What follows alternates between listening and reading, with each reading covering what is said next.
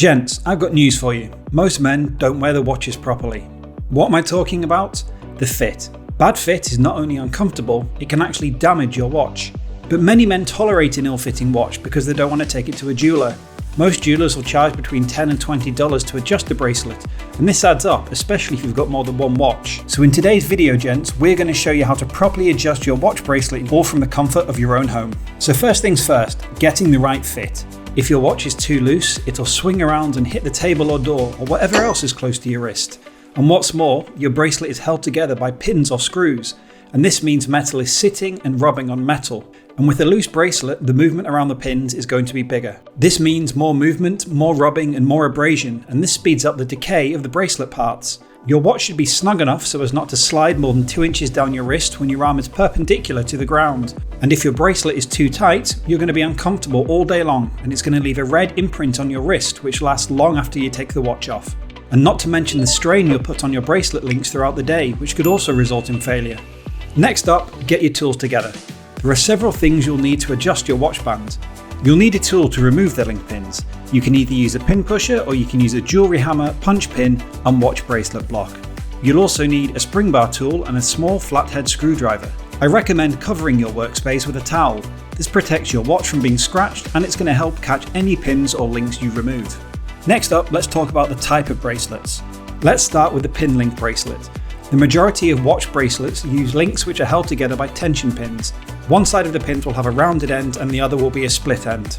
You'll notice that some of the watch links have an arrow on the back. These show you which links can be removed. As well as this, the arrows show you which direction to push out the pins. Remove the pin by pushing on the round end with a push pin.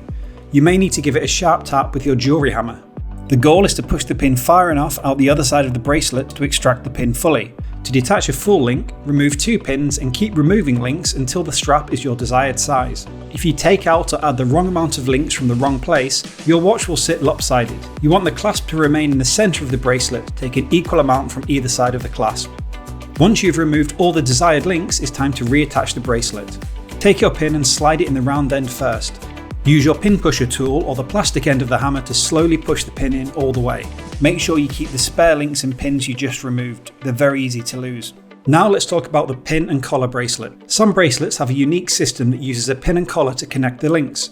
The removal process starts the same as the regular pin system. Use your tool of choice to remove the pin, pointing in the direction dictated by the arrows. Once removed, you'll see there is a small metal collar that sits in one end of the link. Notice your pin is the same on both sides, it doesn't have a split end. Instead, the collar supplies the tension needed to keep the pin in place.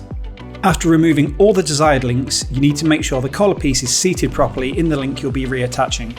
The hole on one side of the link will be larger than the other. This is the side the collar fits into. After the collar is in the link, gently slide the pin in and use your pin pusher or hammer to put it all the way in. Next up, the screw link bracelet. The links of this style are held together by a pin with a screw in the end. Take a small flathead screwdriver and gently unscrew it until the pin comes out. Be careful not to accidentally scratch the watch. You'll need to make sure you have a small enough screwdriver. Don't try and use a large one, you'll strip the screw and your bracelet will be ruined. Take out as many links as you need, then reattach the remaining links by sliding in the pin and tightening it down with a screwdriver. Make sure the screw is secure and you're finished. Now the buckle spring bar. Most watch bracelets are designed so you can make some micro adjustments to the buckle clasp itself. Take a spring bar tool or punch pin and use it to pop out the spring bar attaching the links to the buckle. Now you can move it to any of the 3 holes in the buckle. Simply compress the bar using your spring bar tool and slide it to the desired hole. Finally, the sliding buckle. Many mesh strap watches have a sliding buckle that's used to adjust the size. Release the clasp, then slide your spring bar tool into the slot at the top of the buckle. Apply gentle pressure until the clip pops open. Once open, you can freely slide the buckle on the bracelet until it's the exact size you want. Close the clip after you're done adjusting and you're good to go. So there you have it, you can now adjust your bracelet from home. Just remember, work slowly and carefully because you can easily scratch up your watch. But what if you want a completely different style of watch strap? Well, don't worry, we have you covered. Check out this video where we show you how to quickly and easily replace your watch strap to make that tired timepiece look brand new again.